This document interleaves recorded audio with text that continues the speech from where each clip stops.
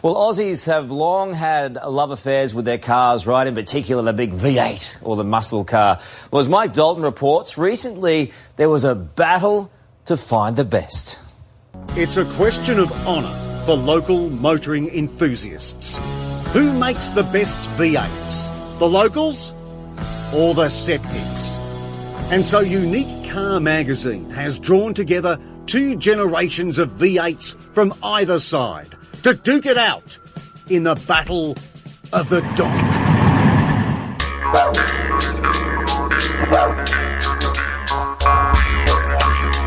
G'day guys and welcome to Aussie English. My objective here is to teach you guys the English spoken down under. So whether you want to speak like a fair dinkum Aussie, or you just want to understand what the flippin' hell we're on about when we're having a yarn, you've come to the right place. So sit back, grab a cuppa and enjoy Aussie English.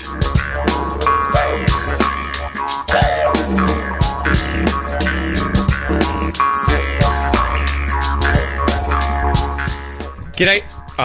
Wait a second, guys. Wait a second. Sorry, just realised. Windows open. Windows open. All right. Let's try that again. G'day, guys, and welcome to this episode of Aussie English, the number one Aussie English podcast, the number one podcast for anyone and everyone wanting to learn Australian English or English in general, guys. This is an intermediate to advanced English speakers podcast for anyone who's really trying to get to native-like level or comprehension when they're speaking or just trying to understand English, and specifically Australian English. Obviously, that is the accent that I have. Anyway, guys, if you would like to support the podcast, if you would like the bonus content for these episodes, make sure that you go to the AussieEnglishClassroom.com. You can sign up there for just $1 for your first month, and you will get all the bonus videos for this episode and about 40 or 50 previous episodes as well. And there are also mini courses in there for pronunciation, little bits and pieces on grammar, and I'm adding to that every single week. So there's a great community there too on Facebook where we all hang out and chat about these things and complete different speaking challenges related to these episodes. Anyway, if you're thinking about trying to get your English to the next level and you like studying, check that out. If, on the other hand, you are just after the transcripts and the MP3s for these episodes because you just like to be able to study your own way in your own time with the transcripts, make sure you go to the AussieEnglishPodcast.com and you can sign up there for the price of a coffee every month. It is $4.99 for a monthly subscription there where you can download all the content for the episodes, the transcripts and the MP3s. All right. Anyway, with that out of the way, the movie scene from the start there today, guys, was a story from Channel 9, which is one of the 4 or 5 channels that we have free to air on Australian TV, although free-to-air TV seems to be in its death throes at the moment and dying off as the internet and media on the internet becomes more and more consumed by people, right? I can't even remember the last time I was watching normal TV.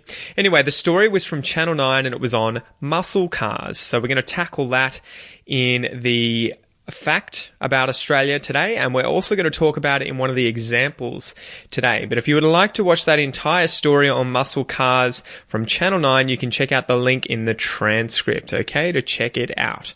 Aside from that, let's just get into it, guys. To start with, an Aussie joke.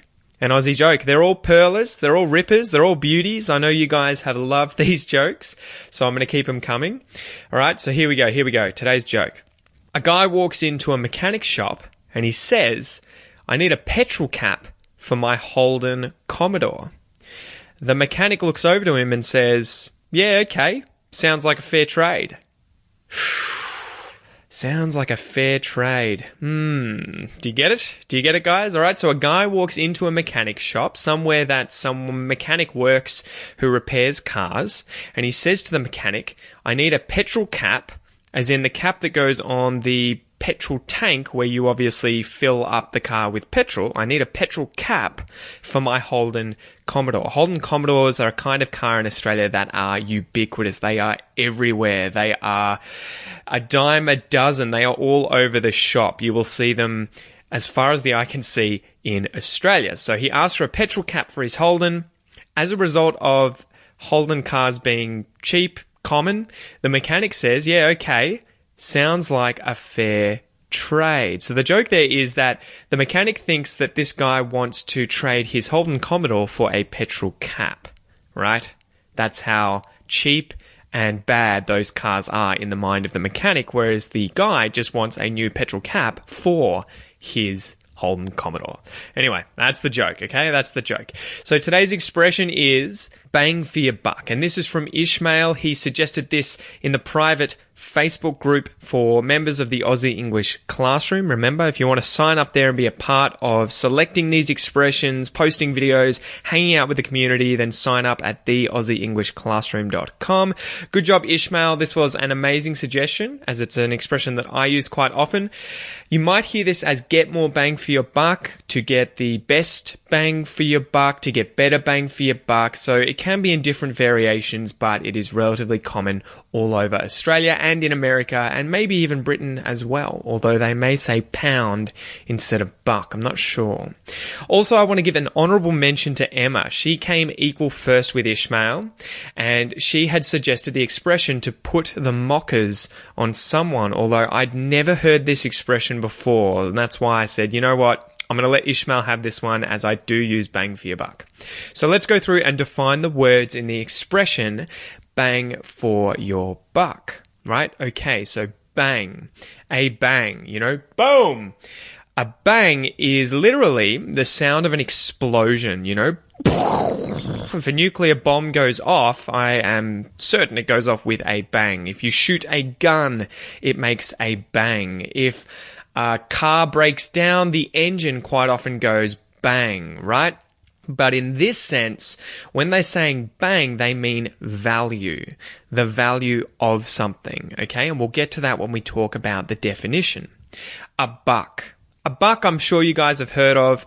If you've been listening to this podcast for quite a while, I often say a buck when I'm talking about $1, right? So how much was the coffee? $4. How much was the car? A few $1,000s. How much was the camera? $2,000. So you'll often hear a buck or bucks used in Australia. It's also used in America. And again, I'm not sure. I don't think it's used in Britain because they don't use the dollar. They use pounds. So that's it for the definitions in the expression bang for your buck, right? You guys will know what the word for and the word your mean already. Expression definition wise though, this is a simple expression. If you get good bang for your buck, the idea here is that bang is value, so you get good value for your buck. You get good value for your dollar. So it just means to get your money's worth, or to get incredibly good value for the money that you have spent on something, right? So I went through and tried to find the expression origin for bang for your buck. And there was an early citation of this expression, more bang for your buck, that was placed in an advert in a publication called Metals and Plastics Publications all the way back in 1940. So I assume the ad referred to a product that was low cost but really high value, hence being good bang for your buck, or being the best bang for your buck compared to other competitors, right? But then I was also further reading about this on a phrases.org.uk blog post, and they were talking about the origin being related to nuclear weapons, okay? Hear me out, okay? So I'm going to read out a little bit of this article for you guys because I thought it was really interesting, okay? So you can imagine that generals and political leaders have argued over the costs of military since the beginning of time. Their conversations have probably not changed much from the general saying we need more cannons, nuclear weapons and soldiers, and the country's leader, the emperor, the president, the king, saying, well, the people need food. Can't you manage with what you've got, right? So there has been that push and pull throughout history.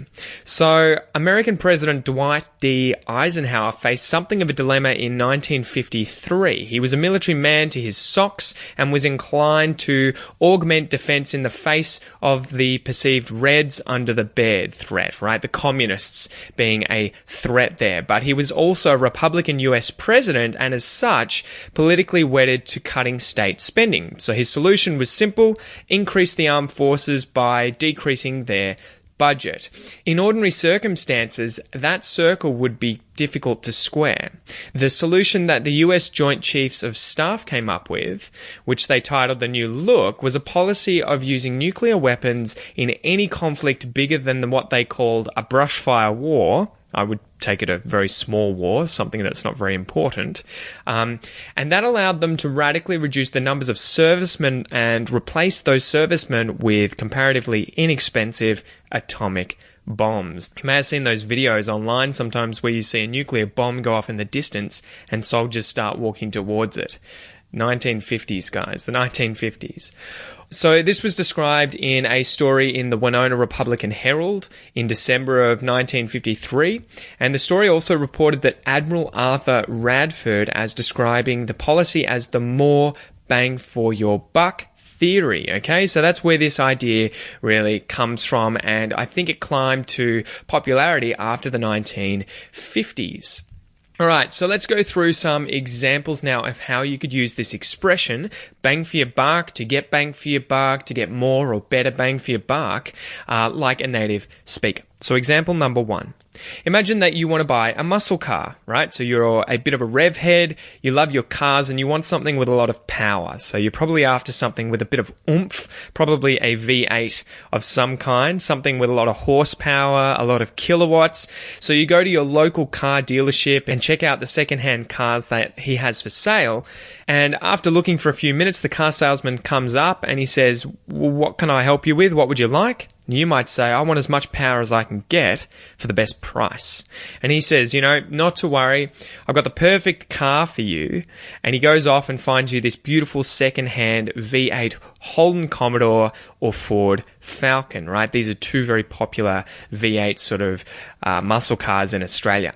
So he finds this car and he says to you, this is going to give you a lot of bang for your buck. It's going to give you the best bang for your buck. They're cheap as chips to repair, and as well, Holdens and Fords are a dime a dozen in Australia. They are everywhere, so they're cheap to buy. Example number 2. You've decided that your house is old and needs renovating. And so you've decided to bite the bullet and finally get around to beginning a reno on your house. A reno being the slang term for a renovation. So you're trying to pinch your pennies. You're trying to save as much money as possible, hence doing the reno yourself or with your wife, family, friends, instead of hiring some professional tradies to do it for you, right? That'd be a cheaper way of doing it if you had the know-how and you could do it yourself. So you hit up the local Bunnings warehouse, a household hardware chain of stores in Australia. If you guys live here, you'll know those huge factories that are green and red called Bunnings Warehouse. So you go and chat to the people that work there and tell them that you are doing a reno at home, and you give them a list of things that you require. You give them a list to sink their teeth into and go and find all the stuff that you need. If you want to ask them to give you the best value for money possible, so that the items you buy are of the highest quality possible that you can afford, you might ask them, how can I get the best bang for my buck? What should I buy if I'm trying to get more bang for my buck? If I'm trying to get my money's worth, if I'm trying to get the best value, right? The worker might say to you, not to worry, I'll search through every nook and cranny in this store, in this huge warehouse, and I'll sort you out with all the gear that you need, all the supplies that you need to renovate your house like a pro. And then Bob's your uncle. He goes off, finds the stuff, comes back, kits you out with everything you need, and gives you great value for money. He gives you the best bang for your buck. Example number 3, imagine that you are a gun enthusiast. Although I don't think there's many of these in Australia, but for the sake of this example, imagine that you love guns. You are a responsible gun owner. You have a gun safe that you keep your guns in, and you have another safe that you keep your ammunition in, and you keep both of them safely under lock and key so that no family members or kids can get their hands on these weapons. So maybe you love hunting and that's why you've got the guns. You like game hunting, maybe feral animals like deer or pigs or camels. You love hunting them in Australia, or maybe even native animals. You can hunt kangaroos in Australia. You usually catch up with your mates on weekends and you guys kit yourselves out with your guns, with your scopes, with the camo gear, meaning camouflage gear, the stuff that you wear to blend in with the surroundings, and all of the rest of it, and then you go bush, meaning you go into the bush, you go into the forest or into the isolated areas to go hunting. So one day your mate shows up and he has a huge new gun of some kind, right? Maybe a rifle of some huge caliber, I don't know, 50 caliber gun, right? This huge weapon. You might say to him, wow man, that's a big gun. I hope you haven't bitten off more than you can chew. I hope your eyes aren't bigger than your stomach, and I hope you can handle that gun, as it looks like it's a bit much for you. He might reply, no stress mate, it's fine and works well, and I can handle it. I went to the gun store, told them that I wanted as much bang for my buck as possible, so they gave me this little beauty, and considering the value, she's definitely the best bang for my buck that I could find. And figuratively, that's true, but also literally, it's probably also the loudest bang for his buck too, right?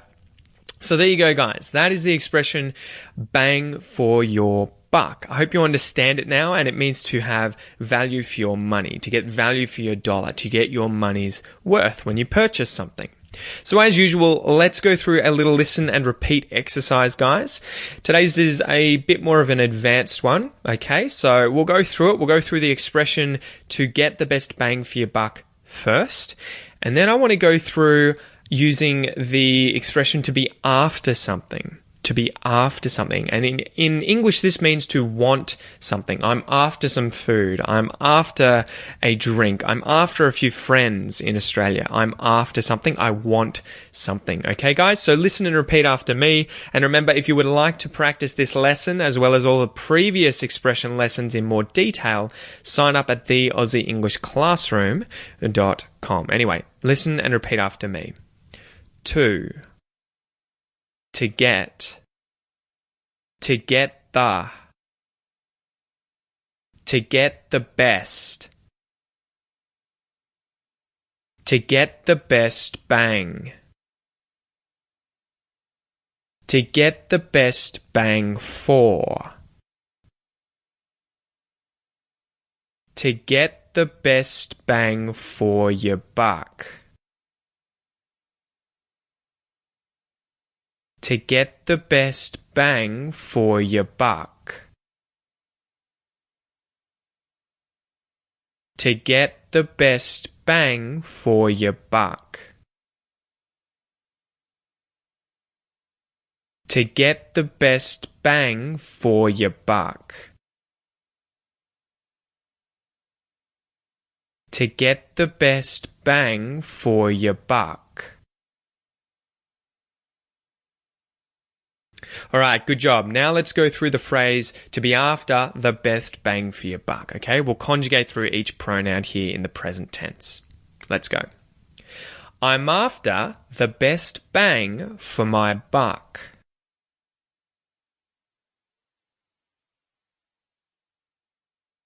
You're after the best bang for your buck.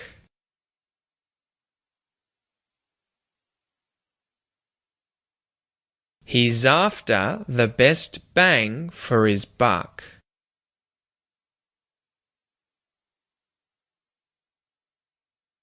She's after the best bang for her buck.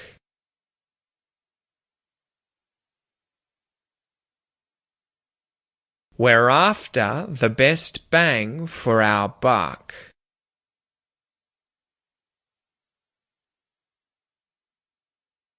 They're after the best bang for their buck.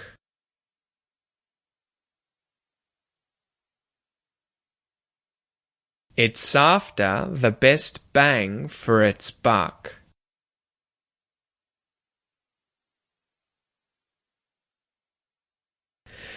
Good job, guys. Good job. Let's just dive straight into the Aussie fact today. So today I wanted to talk about racing in Australia because it's related to muscle cars, and I thought, okay, muscle cars and racing in Australia, Bathurst. The Bathurst races that occur every year are always with muscle cars, with Holdens and Fords. All right, so let's talk about some motor racing history in Australia. Specifically, I want to tackle the races that occur in Bathurst at Mount Panorama. Okay, so the Mount Panorama circuit is a motor racing track located in Bathurst in New South Wales in Australia. This is the southeast coast, central coast of Australia. It's situated on a hill with dual official names of Mount Panorama and Wahoo. And it's world renowned for being the home of 2 annual races in Australia. Number 1, the Bathurst 1000 motor race, which is held every October each year. And number 2, the Bathurst 12-hour event, which is held every February. The track is approximately 6.2 kilometres long, which is exactly 4 miles long, and is technically considered a street circuit as it is on a public road, which has normal speed restrictions when no racing events are being held. And as a result, there are numerous residences that live around this track where they can actually only get access on the circuit. So that must be a real pain in the ass when these events are held because they wouldn't otherwise be able to get to their houses. So they must have to stock up on food and stuff during those days. So from the start-finish line, the track can be divided up into 3 main sections. Number 1, the short pit straight, and then a tight left turn into a long, steep mountain straight as the road climbs up the hill. Number 2, the tight, narrow section across the top of the mountain itself. And then number 3, the long downhill section of Conrod Straight with the very fast chase and the turn back onto Pit Straight to complete the lap.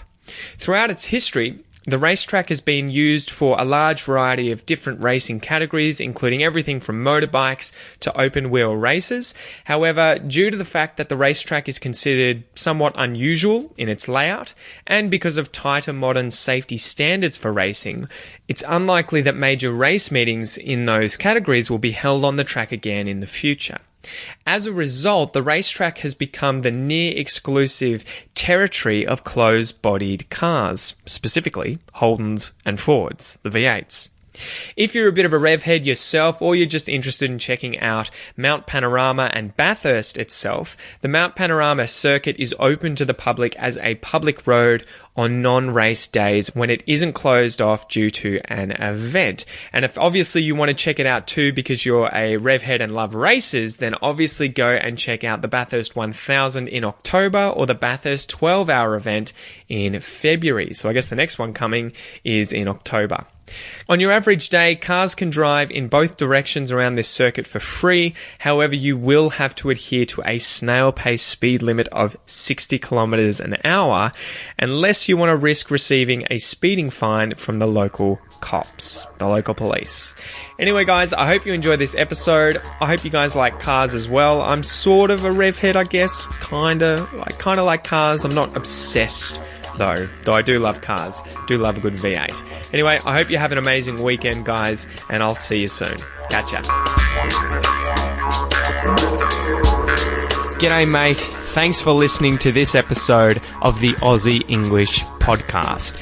If you wish to support the podcast and help me keep bringing you content, you can do so via my Patreon page. Remember, it's my mission here at Aussie English not only to help you understand Australian English, but to speak it like a native. If that's your goal, make sure you enroll in the Aussie English Classroom, guys, where you'll get all the bonus content for today's episode designed to improve your English even faster. Have a ripper of a day, and I'll see you in class.